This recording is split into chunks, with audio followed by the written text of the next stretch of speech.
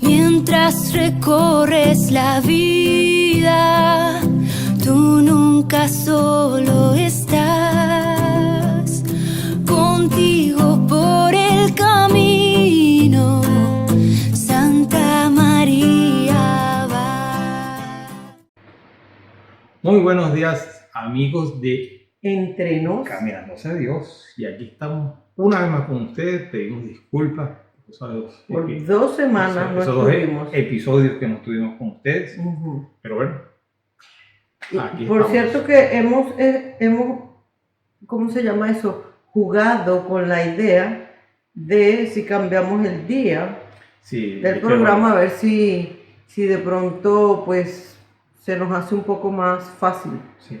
Las razones son varias, pero bueno, una, y aprovecho para pedir oraciones por mi mamá, que está muy delicada de salud, tiene cáncer, está muy avanzado.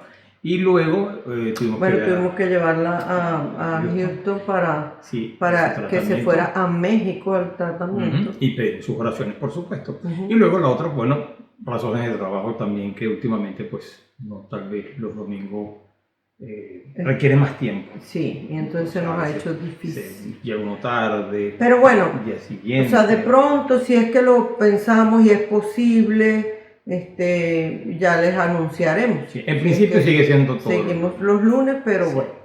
Yo creo que todos los lunes vamos a hacer ese esfuerzo. Vale la pena. Exacto. ¿Verdad? Bueno, vamos con ¿Quién es el santo de esta semana? El santo de esta semana, que coincidió que fuera, bueno, para el 9. Es una santa y se trata de Santa Pelagia. Y Santa Pelagia de Antioquía. Nos dice el martirologio romano que Santa Pelagia de Antioquía, de Siria, fue una virgen a la que San Juan Crisóstomo dedica grandes alabanzas. Eso fue yo más lo que me llamó la atención, porque yo cuando vi eso a San Juan Crisóstomo leer un poco, y leyendo la historia se parece muchísimo a la historia de Santa María Egipcia. Es muy parecida a la historia, claro, con sus diferencias, ¿no? Pues nuestra Santa Pelagia era una muy celebrada y conocida comediante en Antioquía. Y eso corría, o era alrededor del siglo V, o sea que fue temprano. Siendo muy joven, había estado con los catecúmenos y luego pues todo aquello que había aprendido lo olvidó. O sea, y por lo visto no se llegó a bautizar. No se bautizó ni nada, o sea, no siguió con su fe. Se la presenta como una de las más insignes pecadoras del mundo. Por eso decía que se parece mucho a esa historia de Santa María Egipciaca, porque bueno, pero una gran pecadora. Y por allá, diría, a mitad del siglo V, en Antioquía, o se prestaba pues, en esos escenarios con danzas sensuales, pues la llamaban además Margarita, que es la traducción de gema, quizás porque en ocasiones lo único que cubría su cuerpo eran perlas muy pequeñas. Tuvo, diría el marco de la providencia, la suerte de toparse en el año 453 con Nono. Era un anacoreta de Tabenas, sacado de allí para hacerlo obispo de Edesa y trasladado luego a Hierópolis de Siria, que por el momento participaba en un concilio provincial convocado por Máximo, el emperador. No, yo no había escuchado de él. Yo tampoco, pero un obispo. A lo mejor él será santo, seguramente. Se cuenta que un domingo, nuestra santa Pelagia, por curiosidad, volvió a entrar a un templo, me imagino llamado eso, la curiosidad, déjame ver. Bueno, dice uno que por curiosidad. La gracia de Dios. Dios que la iba empujando. Dios que la iba empujando, efectivamente. Entra al templo y al oír al obispo, a Nono, sobre todo hablando, predicando sobre el infinito tesoro de la misericordia de Dios, pues su corazón se conmueve y quizás, pues, esa fue esa llamada. Quiso rezar, pero no pudo, porque ya no recordaba ni siquiera cómo hacerlo. O sea, eso pues, ya se le había olvidado hasta las oraciones básicas. Además, pues, como se cuenta, era muy pecadora. Luego abandona el templo con el deseo de dejar esa vida desordenada que llevaba. O sea, cuando sale de ahí, dice, quiero dejar todo aquello. se decide a escribirle al obispo y que además le decía en su carta: al santo discípulo de Jesús he oído decir que tu Dios bajó del cielo a la tierra para salvación de los hombres.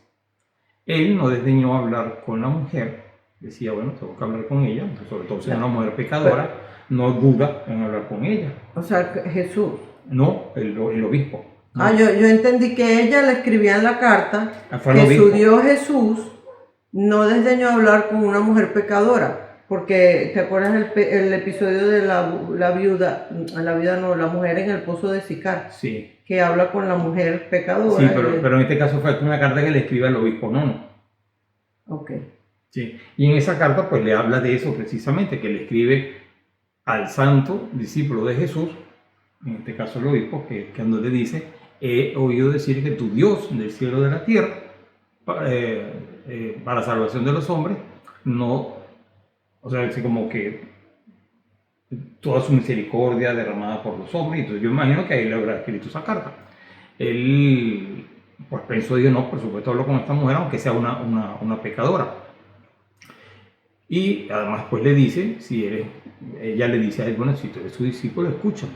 Él no se niega y más bien dice: bueno, sí, vamos a hablar. Y además pues ese consuelo de la palabra para poder llegar luego o hallar esa gracia de nuestro Señor.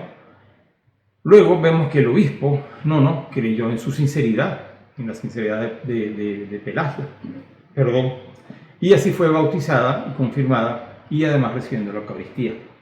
O sea que fíjate cómo son estas cosas, pues de ser una mujer pecadora, entra al templo, recibe la gracia de Dios, siente además ese deseo de dejar esa vida de desorden, y además como pues muy pecadora, Y que además debía ser muy famosa. sí, seguramente. O sea, debía, y tú estoy sabes, seguro ser- que el obispo además la conocía, sabía quién es. Y por eso además es que cuando no dudan en recibirla, uno pensando, bueno, todos son hijos de Dios. Y bueno, fíjate que tanto es así que pues, luego seguramente se prepara y recibe los se sacramentos. convierte. Sí.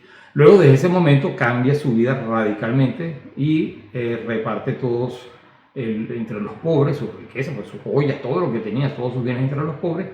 Y también tenía esclavos, por supuesto. Y luego, vistiendo una muy humilde túnica, un traje, pues se deja Antioquía. Cerca de Jerusalén hay una gruta donde decide pues, morar, quedarse allí, haciendo una vida pues austera, de penitencia, de oración. Por eso digo que se parece mucho a la vida de Santa María Egipcíaca. Y por prudencia oculta su condición de mujer. A quien le preguntaba el nombre, a ella, a quien le preguntaba el nombre, le decía Pelagio. No Pelagio, sino Pelagio. O sea, como si fuera el seguro de Pelagio. Sí, seguramente. Exacto. Bueno, en ese tiempo se desarrollaba el concilio de Antioquía. Y un diácono del obispo Nano, queriendo ir a Jerusalén, le pide permiso al obispo para ir allí, diciendo que quería conseguir noticias sobre un ermitaño que además ya tenía fama. Llamado Pelagio, o sea que era nuestra santa. Llega a encontrar a Pelagio en su cueva, quien lo recibe y vuelve luego a acercarse a rezar. Se cuenta que cuando volvió el diácono. O sea, el diácono visitó al supuesto Pelagio, que en realidad era Pelagia, Ajá. y luego Pelagio se devuelve ahí, se pone a rezar otra vez y el diácono se va. Se va, exactamente. Okay. Entonces luego vemos que ya no luego entonces luego cuando entra nuevamente va a vivir nuevamente a la cueva, ahí en su lugar pues de ermitaña. Luego cuando este diácono decide regresar, encuentran al ermitaño muerto, o sea, ya Pelagia había muerto. Yo me imagino que tendría a lo mejor esa fama, o a lo mejor sí, porque era algo quien se retiraba, pues, como hemos visto otros ermitaños, San Pablo, San Antonio. Y había gente que se acercaba a pedir consejos, para rezar, qué sé yo. Y bueno, y seguramente pedir oraciones y demás. Al disponerse a ungir al santo, que pensaban ellos que era un santo, con mirra, y como estaba en aquel entonces, pues se daban cuenta de que era una mujer, Pelagia. Vinieron entonces de los monasterios algunas mujeres que estaban en Jericó y en el Jordán, entre esas zonas, Jericó y Jordán, y marcharon, Y marchando con cirios y luminarias y cantando himnos, dieron sepultura al cuerpo de Santa Pelagia. Y esto sucedió un 8 de octubre del año 468. O sea que la santa la celebramos ayer domingo. Ajá. Fueron a buscarla y no estaba, no responde, entró, vio que estaba muerto, ay mira, se murió, vamos a ungirlo al ermitaño, oh, es mujer, Exacto. Caray. Entonces salieron de allí, llamaron a unas mujeres de monasterio para que vinieran a hacer el trabajo de ungirla y todo eso. Y luego, bueno, por supuesto, luego se van con luminarias, con los cirios, o sea, todo lo que llevaba. Pero mujeres hicieron el entierro. Caso, sí.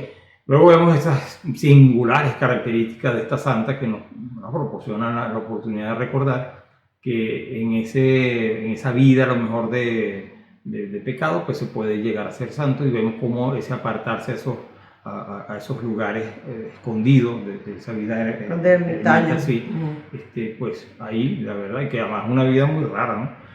Pero ahí se puede perfectamente, o en ella decide expiar por sus pecados, rezar. Y se puede encontrar a Cristo. Encontrar nuevamente a Cristo ahí, exactamente.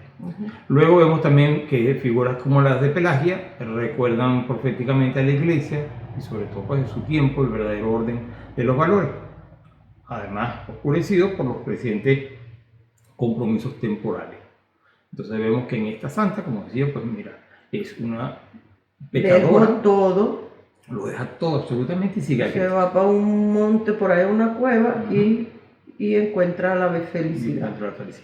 Entonces, bueno, esta Santa Pelagia. Bueno, y felicidades a quienes se llamen Pelagio o Pelagia. Exacto, mandamos esas felicidades. Y también pedirle, cuando yo leía la historia de Santa Pelagia, Betty, la verdad es que por todos esos cuentos que tú a veces me echas me vas contando de horrores y cosas que se ven que son feísimas, y a veces uno piensa que esas personas que cometen esos grandes pecados, como por ejemplo deformar la mente de un niño, ya te entiendo. Yo decía, ¿por dónde va? Que serán esos cuentos de horrores que yo le he echado. No, que a veces Betty tiene unos cuentos de esas noticias, de cosas que lee, que salen en Twitter o en Instagram, así a mí la verdad se me paran los pelos porque no sabe qué cosa gente tan... muy maluca que anda por ahí. Pero fíjense, esas personas también cuentan, por supuesto, con la misericordia eterna de Dios y el perdón. Entonces pueden llegar a pensar que no merecemos. Que se arrepientan. ¿Y cuántas historias no me has contado de personas que piensan que no merecen el perdón de Dios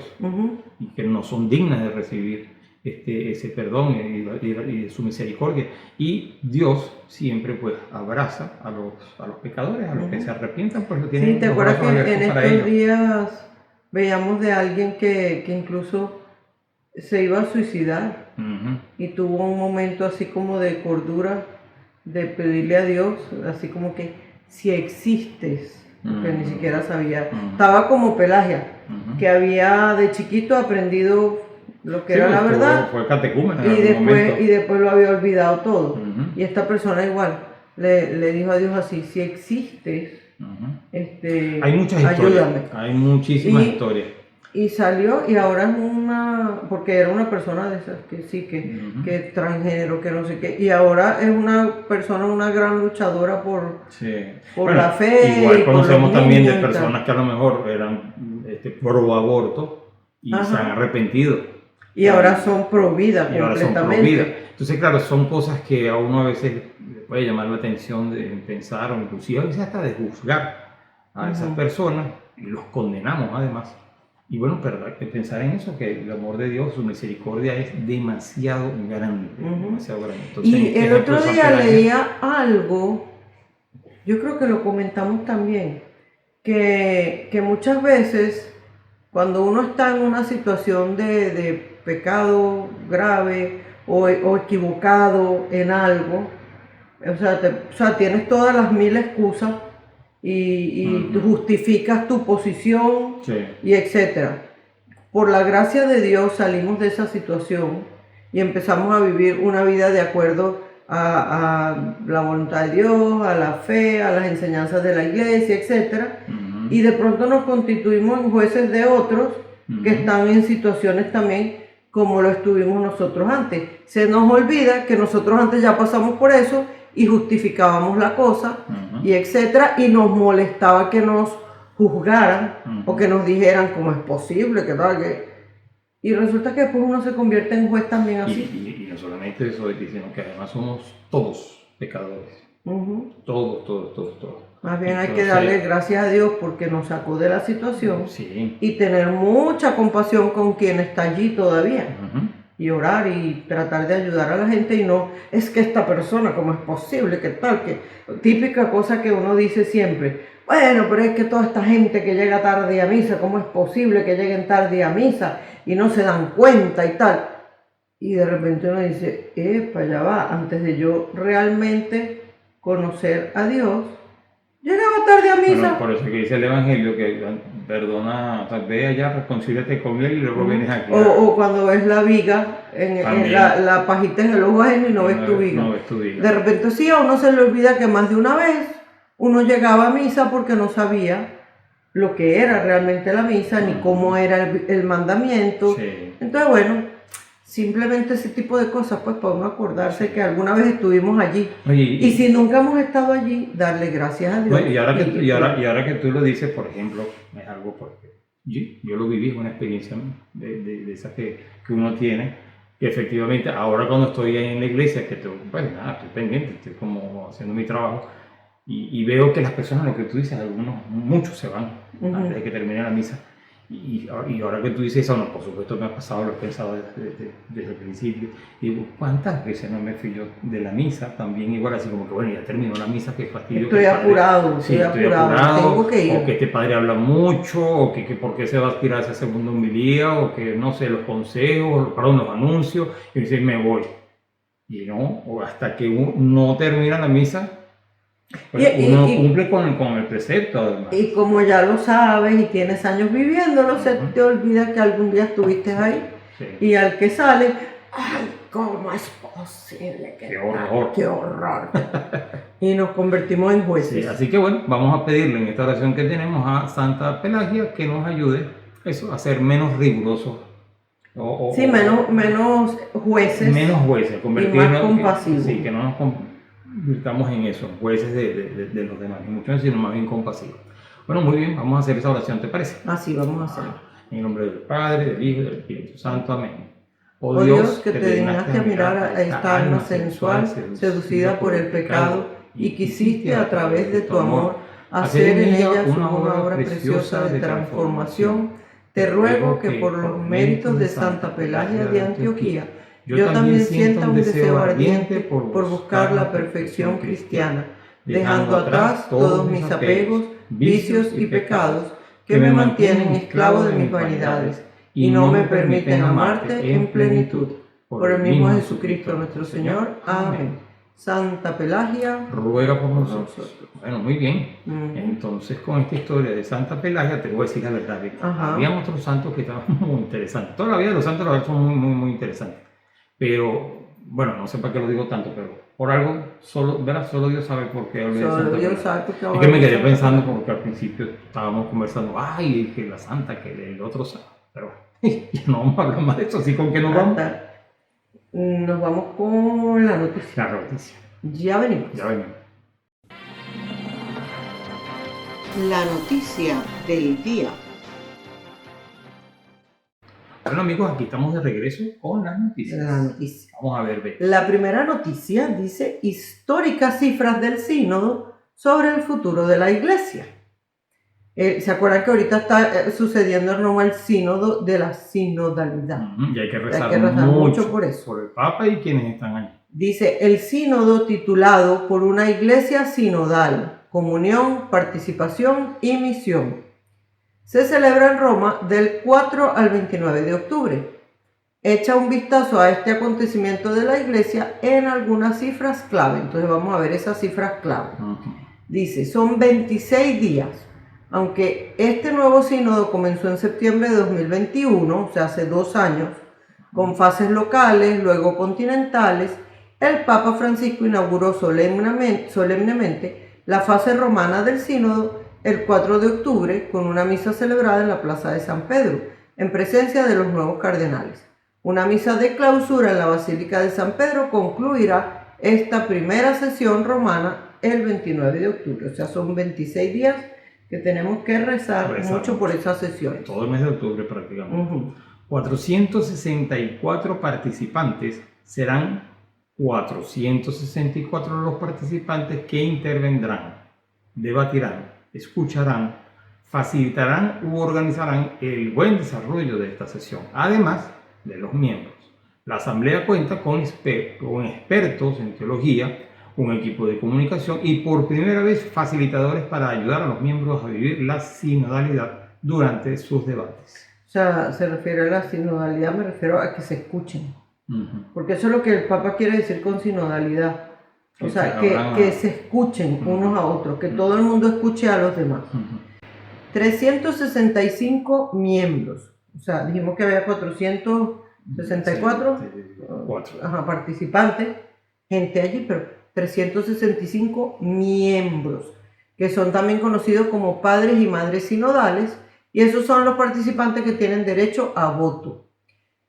Son muchos más que en sínodos anteriores, porque en el sínodo sobre la Amazonia en 2019 hubo 185 miembros, 267 para el sínodo sobre los jóvenes en 2018, 270 para el segundo sínodo sobre la familia en 2015 y 253 para el primer sínodo sobre la familia en 2014. El Papa es uno de esos miembros, aunque no votará el resumen final de esta sesión. O sea, no la votará porque al final él es el que decide con lo que el sínodo proponga o diga. Exactamente. Luego vemos que 5 idiomas, el inglés, francés, italiano, español y portugués, son las 5 lenguas oficiales del sínodo. ¿Sabes qué? Entre la noticia decía que el alemán no lo pusieron porque son solo 3 países que hablan alemán. Suiza, Alemania y Austria. Entonces esos 3 iban a estar todo el tiempo solo hablando entre ellos. Entonces me imagino que los habrán repartido entre otros grupos con quizás traducción. ¿Los portugueses? No, los portugueses... Ah, no, porque está Brasil, que es grandísimo. Que es muy grande, sí. Y en África hay varios países que hablan portugués. Sí, 54 mujeres, por primera vez en la historia de la Iglesia Católica, 54 mujeres participarán en un sínodo como miembros y por tanto con derecho a voto. 25 de ellas son monjas y las otras 29 son laicas. 43 laicos, otra gran novedad es la participación de estos 43 laicos en el sínodo. 29, como había dicho Betty, son mujeres y 14 son hombres. 26 miembros que no son obispos, además de hombres y mujeres laicos. El sínodo también permitirá participar como miembros a... El 26 no, 96. 96, dije 26, qué loca, 96 que no son obispos. Entonces hay 27 sacerdotes y religiosos no sacerdotes hay 2. O sea que son 29 en total hombres que no son obispos, más las mujeres que ya tú las nombras. En total 96 personas, más de una cuarta parte de la asamblea, participarán por primera vez como miembros en una asamblea sinodal. La característica principal de esta asamblea sigue siendo su dimensión episcopal porque hay 269 obispos. Que son la mayoría, la verdad. Luego 2 obispos de China continental. Al igual que en el sínodo sobre los jóvenes del 2018, participarán 2 obispos de la Iglesia Católica de China, invitados especialmente por el Papa Francisco, con los 2 representantes de Hong Kong, una laica y el cardenal obispo Stephen Chow, y un obispo de Taiwán, China, contará con 5 miembros en el sínodo. Wow, y que quede claro que no es la iglesia del gobierno de China, porque es que hay mucha confusión con Pero eso. sabes que no sé si estos, porque dice de la Iglesia Católica de China, que los invitó el Papa Francisco. No sé si se referirá a la iglesia oficial o a la no oficial. Yo me imagino que la oficial. O sea, la del gobierno. No, me refiero a la católica, o sea, la que a lo mejor va paralela, Quién sabe. Pero sea como sea, porque si son de los que están, o sea, los del gobierno. Imagínate tú eso manejado por ese gobierno. Bueno, no sabemos. Pero no sabemos, Dios trabaja en formas misteriosas. Sí, fíjate lo que pasó con Pelagia. Sí, no es verdad. Es verdad. Ajá. Bueno, muy bien. La otra noticia que tenemos es que el Papa muestra dolor por la guerra en Israel y Gaza. dice que detengan los atentados y las armas. Y como bien sabemos, el sábado, si no mal recuerdo, comenzó esa guerra en Israel. Tras la oración del Ángelus de este domingo, el pasado domingo 8 de octubre, el Papa Francisco mostró su cercanía a las víctimas de esta guerra, que están viviendo horas de terror y angustia, y pidió el cese de las armas en Tierra Santa. El sábado 7 de octubre, aproximadamente a las 6:30 de la mañana, hora local, Hamas, el grupo islamista,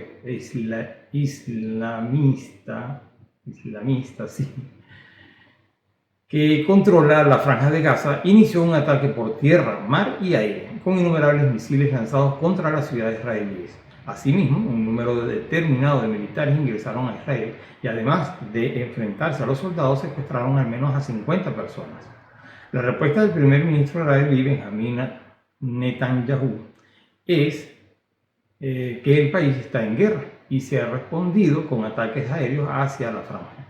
El Santo Padre aseguró que sigue con aprensión y dolor lo que está sucediendo en Israel, donde la violencia ha estallado con mayor ferocidad, causando centenares de muertos y heridos. Expresó además su cercanía a las familias de las víctimas y aseguró rezar por ellas y por todos los que están viviendo horas de terror y angustia. Por favor, detengan los atentados y las armas y comprendan que el terrorismo y la guerra no conducen a ninguna solución, sino solo a la muerte y al sufrimiento de tantos inocentes. Reiteró que la guerra es una derrota. Toda guerra es una derrota. Instó a rezar por la paz en Israel y Palestina. Según el Ministerio de Salud de Palestina, 313 palestinos, entre ellos 20 niños, han muerto en los bombardeos israelíes, dejando también 2.000 heridos en Gaza en respuesta a la ofensiva de ayer. Por su parte, el gobierno de Israel ha informado que los ataques del grupo islamista Hamas han dejado 300 muertos y 1.600 heridos. Ya van por 600. Ya por 600 muertos, wow. Este domingo, proyectiles desde el Líbano han alcanzado una posición militar israelí y el país ha respondido con ataques en el sur del país. El Santo Padre recordó también que este mes de octubre es dedicado al rezo del Rosario y por ello invitó a no cansarnos de invocar por intercesión de María el don de la paz sobre los numerosos países del mundo marcados por guerras y conflictos, y sigamos acordándonos de la querida y martirizada Ucrania que tanto sufre, tanto cada día. Por último, al finalizar la oración mariana, el Papa Francisco agradeció a cuantos siguen y sobre todo acompañan con sus oraciones el sínodo en curso, acontecimiento eclesial de escucha, de compartir y de comunión fraterna en el Espíritu, e invitó a todos a confiar sus trabajos al Espíritu Santo. Qué bueno, ya saben, a rezar eso me gusta, que el Papa invita a confiar el trabajo del sínodo al Espíritu Santo. Hay gente por ahí aterrada, sí, como que si el sínodo va a cambiar la iglesia de una vez y para siempre, sí, y la va a destruir, sí. Y es que se nos olvida que el mismo Dios nos lo prometió, que estaría con la iglesia hasta el fin de los tiempos. Y las puertas del cielo no prevalecerán contra ella. La verdad es que cuando los medios de comunicación, que en su mayoría son ellos, que hacen ver que ese sínodo es algo como hasta pareciera manejado el demonio, el anticristo. Sí, pero además lo ponen como mafia y entonces el cardenal no sé cuánto tiene ese poder y el otro, porque ya... Entonces empiezan a sacar estadísticas y quién está primero y quién está después y todo aquel montón de cosas, pues por supuesto confunde mucho a la gente y se presta para hablar tonterías. Porque al final el Espíritu Santo, nada de lo que se diga ahí va a ser lo que no quiera el Espíritu Santo. Bueno, y también hay que recordar que en épocas anteriores habían sucedido cosas hasta parecidas a eso. Todo, mira, con el sínodo de la familia ya dijeron que la familia iba a destruirse, no pasó nada. Con el sínodo de la Amazonia, todo, o sea, se iban ordenadas mujeres, todo, y ahorita andan con la misma historia. Entonces, bueno, sí, pero bueno, confiemos en el Espíritu Santo y eso sí, recemos mucho para que el Espíritu Santo tenga el trabajo un poquito más fácil, o sea, que esa gente que esté en el sínodo no le ponga tanta guerra. Sí. O sea, recemos para que lo hagan de verdad a conciencia, siguiendo la fe, la tradición, las enseñanzas de la iglesia desde hace 2000 años y sin tener tanta guerra. Sí, y bueno, y luego por otro lado, pues eso, rezar mucho por la paz, sobre todo en esos países que están en conflicto. Bueno, muy bien, vámonos entonces con la musiquita. Sí. Bueno, ya regresamos. música para el alma.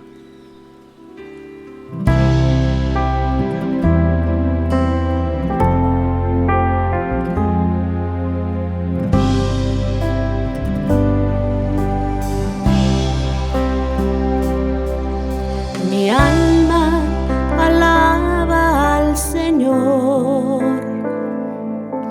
y mi espíritu se alegra en su presencia,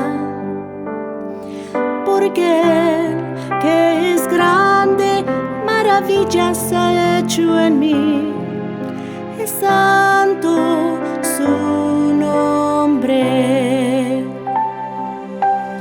Mi alma alaba al Señor y mi espíritu se alegra en su presencia, porque Él, que es grande, maravillas ha hecho en mí, es santo su nombre.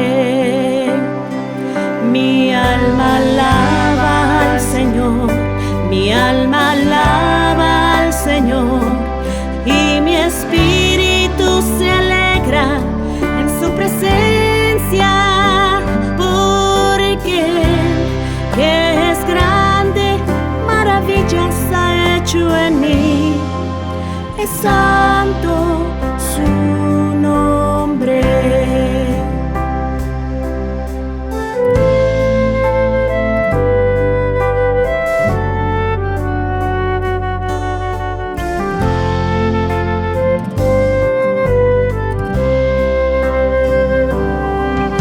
Mi alma alaba al Señor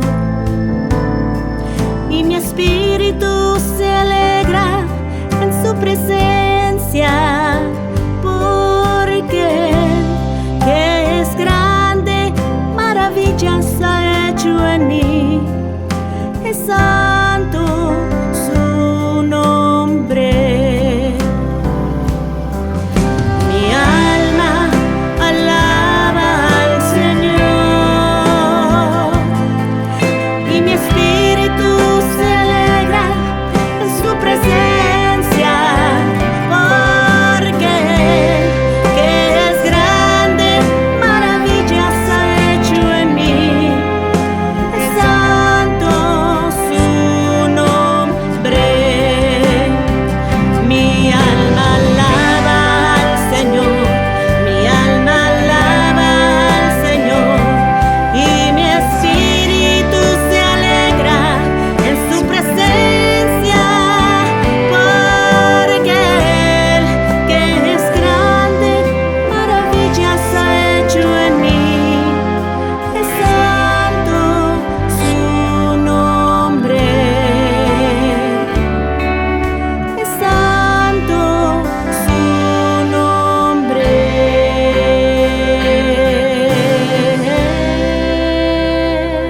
Fórmula SE, Sagradas Escrituras, la fórmula para tu vida. Lectura del Santo Evangelio según San Lucas, capítulo 1, versículos 26 al 38. Al sexto mes, el ángel Gabriel fue enviado por Dios a una ciudad de Galilea llamada Nazaret, a una joven virgen que estaba comprometida en matrimonio con un hombre llamado José, de la familia de David. La virgen se llamaba María. Llegó el ángel hasta ella y le dijo: «Alégrate, llena de gracia, el Señor está contigo». María quedó muy conmovida al oír estas palabras y se preguntaba qué significaría tal salud. Pero el ángel le dijo: «No temas, María, porque has encontrado el favor de Dios. Concebirás en tu seno y darás a luz un hijo, al que pondrás el nombre de Jesús. Será grande y justamente será llamado Hijo del Altísimo. El Señor Dios le dará el trono de su antepasado David. Gobernará por siempre al pueblo de Jacob y su reinado no terminará jamás». María entonces dijo al ángel: «¿Cómo puede ser eso si yo soy virgen?». Contestó el ángel: «El Espíritu Santo descenderá sobre ti y el poder del Altísimo te cubrirá con su sombra. Por eso el niño santo que nacerá de ti será llamado Hijo de Dios. También tu pariente Isabel está esperando un hijo en su vejez, y aunque no podía tener familia, se encuentra ya en el 6º mes del embarazo. Para Dios nada es imposible. Dijo María: yo soy la servidora del Señor, hágase en mí tal como has dicho. Después la dejó el ángel. Palabra del Señor, gloria a ti, Señor Jesús. Bueno, aquí vemos la... Antes vimos la anunciación a Zacarías, sí, que no creyó y se quedó mudo. Uh-huh. Y ahora vemos la anunciación a María, que sí creyó. Que sí creyó. Simplemente le hace unas preguntitas así como... Una pregunta para aclarar la duda. Uh-huh. Fíjate, eso ayer cuando estábamos en la clase con los catecúmenos, precisamente, los uh-huh. que se quieren bautizar, uh-huh. Hablábamos de la fe y que cuando uno hay algo que no entiende y tiene dudas, no es falta de fe preguntar uh-huh. o investigar, sino que más bien debemos hacerlo. Es aclarar. Hablábamos de eso. Eso fue lo que hizo María. Uh-huh. Ella escuchó el mensaje y dijo, está bien, Dios me lo dice, pero ¿cómo será? Porque aquí pareciera que hay un obstáculo. ¿Cómo, o sea, qué va a pasar? Uh-huh. Y el ángel se lo explica y hágase en mí según su palabra. Exactamente. O sea que está muy bonito. Uh-huh. Y aquí vemos que el misterio de la encarnación de Jesús en el vientre purísimo de María tiene varias realidades.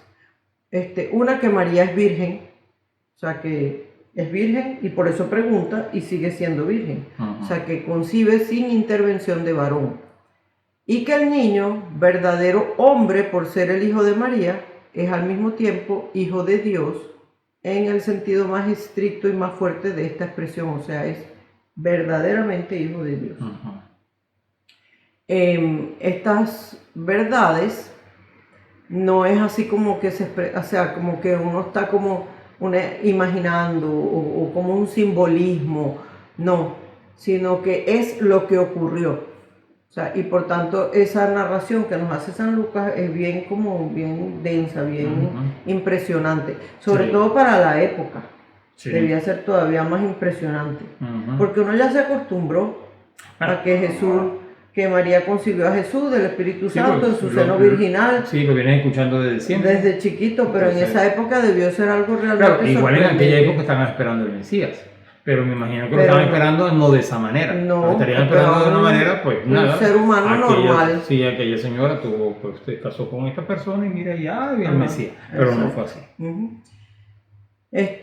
Vemos que cada palabra de esta narración que nos hace San Lucas tiene una profundidad increíble y un significado también increíble, o sea, bien sorprendente. Y los padres y la tradición de la iglesia siempre lo han notado así. Y hay una cosa muy bonita, y es que cada día, cuando nosotros rezamos el Ángelus, uh-huh. recordamos este misterio, este momento de la Anunciación, lo revivimos. Uh-huh. Incluso en cada Ave María, sí. recordamos este misterio de la Anunciación. Sí, Dios te saluda, María. Ajá. Entonces, bueno, vamos a considerar algunas circunstancias, ¿no? Uh-huh. El pasaje anterior, el de Zacarías, se desarrolló en la majestad del templo en Jerusalén. Uh-huh. En cambio, este pasaje que leemos hoy se desarrolla en Nazaret, una aldea de Galilea perdida que ni siquiera se mencionaba en el Antiguo Testamento. Eso que decían aquellos, de Nazaret puede salir algo bueno. Es como decimos nosotros ahorita a veces echando broma que no, ese pueblo no está ni en el mapa. O sea, uno ahorita así como que no, eso no está ni en el mapa de Google, como algo, pero bueno, Nazaret era así. Sí. Mientras que Zacarías, cuando el ángel le anuncia la venida de Juan el Bautista, está en el templo, en el momento de ofrecer el sacrificio, o sea, era algo... Uh-huh. Aquí vemos a dos personas justas que querían tener hijos pero no podían, y Dios les remedia esa necesidad, o sea, a Isabel y a Zacarías. En cambio, en este caso, estamos ante una virgen que no pedía ningún hijo, uh-huh. Es más, había ofrecido a Dios su virginidad, y por eso se pregunta, pero ¿cómo se va a hacer eso? Uh-huh. O sea, porque yo lo que entiendo es también que la Virgen en su oración ya había recibido esa llamada de Dios a mantenerse virgen. Uh-huh. Y le había dicho que sí, seguramente, esa parte no nos la cuentan, pero entonces claro, cuando el ángel le dice que vas a tener un hijo, dice, como que, pero Dios me pidió Sí, que fuera virgen. Aunque estaba comprometida, pero me imagino que Sí, ese compromiso con San José sería algo bueno. Ya estaba hablado seguramente que, porque así se mantuvo después. Ujú. Entonces, claro, ella por eso pregunta, que el ángel le aclare cómo va a suceder. Ujú. Y entonces las palabras de Gabriel pues expresan esa acción de Dios tan particular, soberana y omnipotente, o sea, de que todo lo puede, que además recuerda el momento de la creación. O sea, Dios crea de la nada. Entonces para Dios nada es imposible de crear una vida sin la intervención Lógico. de un hombre. O sea, normalmente Dios sigue las leyes que puso en la naturaleza. Ujú.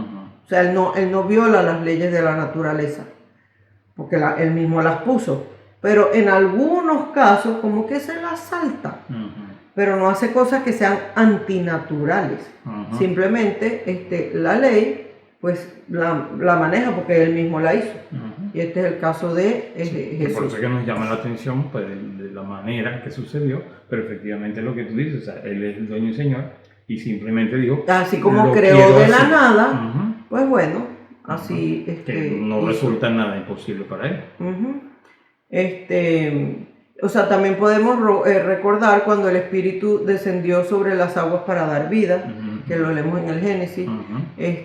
Después en el desierto, cuando también sacó agua para Moisés, que le dio una piedra y salió agua. Ujú. Cuando creó al pueblo de Israel y le hacía notar su presencia en la nube y que cubría el arca de la alianza y la columna de fuego, son todas cosas que estaban como desafiando las leyes naturales, pero que Dios perfectamente lo puede hacer. Claro.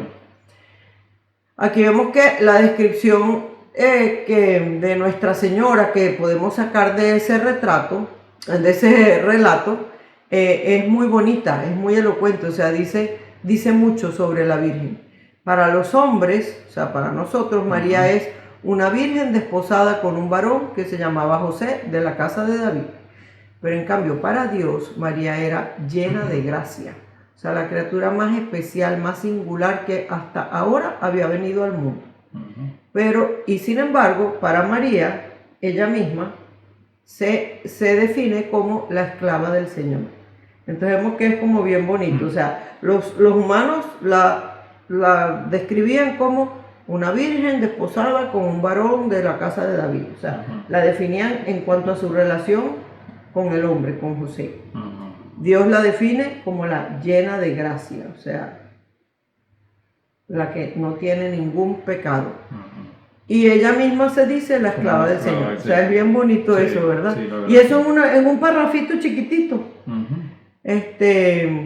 Y entonces, bueno, Dios desde toda la eternidad, nos dice el Papa Pío IX, nos dice en una encíclica de él, que Dios desde toda la eternidad la eligió y la señaló como madre, para que su unigénito Hijo tomase carne y naciese de ella en la plenitud dichosa de los tiempos.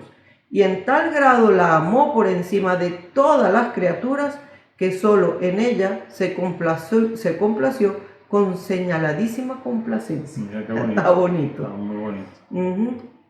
Bueno, y dentro de todo lo asombroso de esa acción de Dios entre nosotros, que confía la salvación de todo el género humano que Él creó a nuestra libre respuesta, entonces vemos que eligió a esa persona tan singular, que era María, y que además con su respuesta abrió las puertas para la salvación de todos.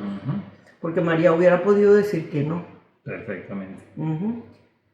Y luego vemos también San Bernardo estaba meditando sobre esta escena de la Anunciación y hace como una oración, compuso una oración que cada uno de nosotros podría hacerla nuestra. Entonces es muy bonita, esta oración está bonita como para rezarla en la fiesta de la Anunciación en marzo, el 25 de marzo, o en Navidad. Fíjense esto. Oíste, Virgen, que concebirás y darás a luz a un hijo. Oíste que no será por obra de varón, sino por obra del Espíritu Santo. Mira que el ángel aguarda tu respuesta. También nosotros, los condenados infelizmente a muerte por la divina sentencia, esperamos, Señora, esta palabra de misericordia. Se pone entre tus manos el precio de nuestra salvación. Enseguida seremos liberados si conscientes, porque de tu palabra depende el consuelo de los miserables, la redención de los cautivos, la libertad de los condenados, la salvación, finalmente, de todos los hijos de Adán, de todo tu linaje. Abre, Virgen dichosa, el corazón a la fe, los labios al consentimiento, las castas entrañas al Creador. Muy bonito. Qué cosa tan bonita, ¿verdad? Sí. Impresionante. De San Bernardo. Y esa responsabilidad en una niña de 15 años. Así de impresionante. Y a veces pensamos que los jóvenes no son capaces de tantas cosas. También el pasaje que acabamos de leer contiene una revelación sobre Jesús. O sea, en las primeras palabras del ángel, él afirma que el niño será el cumplimiento de todas las promesas del Antiguo Testamento. Y vemos que había frases como el trono de David su padre, reinará sobre la casa de Jacob, su reino no tendrá fin. Todas esas son expresiones que están metidas en el mundo de las ideas y del vocabulario del Antiguo Testamento, pero todas conectadas con esa promesa divina que había hecho Dios a Israel, que se llamaba antes Jacob, con los oráculos acerca del Mesías, que iba a ser descendiente de David, y con todos los anuncios, o sea, todas las profecías que anunciaban ese reinado de Dios. O sea, que todas esas palabras son como si fueran pistas que nos da el ángel de quién es ese niño que va a venir. Sí. O sea, que va a cumplir todas las promesas.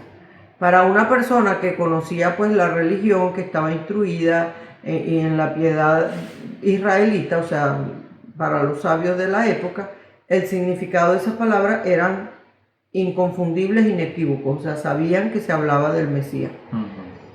Sin embargo, la descripción del niño como santo e hijo de Dios, ya eso iba mucho más allá de lo imaginable. Es lo que estamos diciendo. Ellos pensaban que el Mesías iba a ser todo eso, pero un ser humano, pues, normal. Pero ya cuando dice que es el santo, el hijo de Dios, es como que, wow, o sea, a eso no lo esperaban. Y luego lo que dice San Bernardo, o sea, de ese sí de María, las consecuencias de su sí tienen que verse en el conjunto de la historia de toda la humanidad. O sea, es tan increíble que el mundo se dividió en antes de Cristo y después de Cristo. Y eso fue posible por el sí de María. Sí. Y para terminar tenemos un pasaje cortito del Concilio Vaticano II, en la Constitución Lumen Gentium, que dice: por eso, no pocos padres antiguos afirman gustosamente que el nudo de la desobediencia de Eva fue desatado por la obediencia de María, que lo atado por la Virgen Eva con su incredulidad fue desatado por la Virgen María mediante su fe, y comparándola con Eva, llaman a María Madre de los Vivientes, afirmando aún con mayor frecuencia que la muerte vino por Eva, la vida por María. Sí, fíjate qué bonito, que hemos escuchado muchas veces eso además también, pero así es. Pues nada, Betina, mira, aquí. Vamos a ver, yo creo que también por la hora, yo creo que ya estamos cerca, ¿verdad? Del final, pero bueno, vamos a ver, siempre hacemos esa pregunta: ¿cuál sería el propósito para esta semana? Tú lo dijiste ya.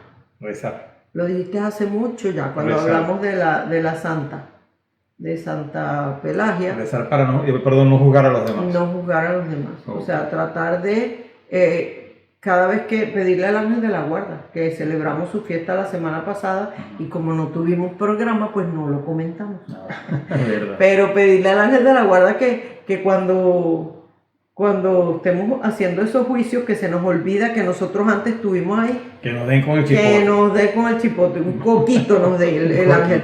Como que así le digo yo: dame con ese chipote, pero bien duro para uno meter la pata. Y para uno darse cuenta y decir, no, sobre todo eso. Más bien como que en lugar de esta gente, Señor, te pido por esta gente que son todavía como antes era yo.